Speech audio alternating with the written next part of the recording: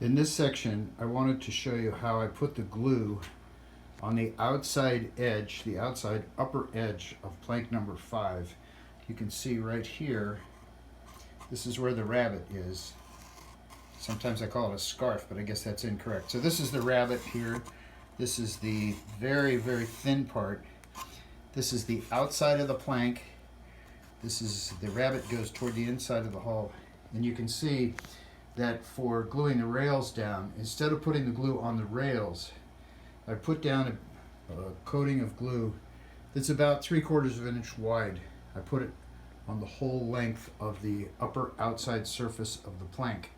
It's approximately 3/4 of an inch. And you can see that the rail here, this is the flat part of the rail that's going to be glued down. And you'll notice, with the help of my neighbor, I was able to use a router to make nice smooth edges on the outside. But the part that goes against the plank, this part, has to be, the edges have to be square so that you get a good bond. But what I found is by putting the glue on the top side of the plank and only a thin layer of thickened epoxy, about 3/4 of an inch wide, there's plenty of bonding surface and there's not a whole lot of glue that oozes out, so it helps with the cleanup. Now you can see here that this rail is finished. It's completely bonded to the top of the other plank number 5. This is the uppermost plank. And you can see from looking at this image here that I've used quite a few clamps. The manual recommends a clamp about every 6 to 8 inches. This plank is 12 feet long, so you'd have 24 clamps. I've used 36, and I probably would have been happy to use more. You can see, especially at the ends, where the bend is a little bit more difficult.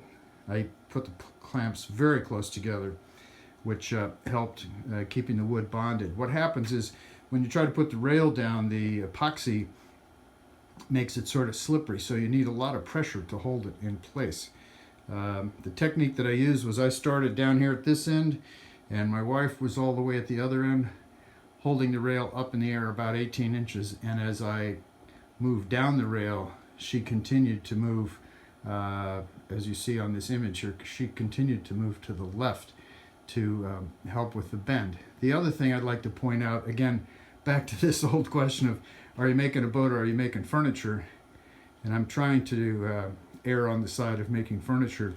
If you look here, you can see that right here in this joint, right there, I cleaned it up with paper towels and alcohol, so there's very little glue that's showing. Also, if you look here on the other side, there's practically no glue that has oozed out here. So what I found is that using more glue doesn't make the joint stronger, it just makes more glue oozing out. So my little technique of just applying a coat about 3/4 of an inch wide the whole length of the rail seems to be working just fine. I hope that'll help you a little bit, and you'll have a nicer finished product with less mess and less sanding. Just another small note, you'll notice that this is one of these yogurt cups. I've used an awful lot of these for mixing. And this is the amount of thickened resin that I have left after doing one rail. Again, with the technique of just laying down about a 3/4 inch strip of epoxy.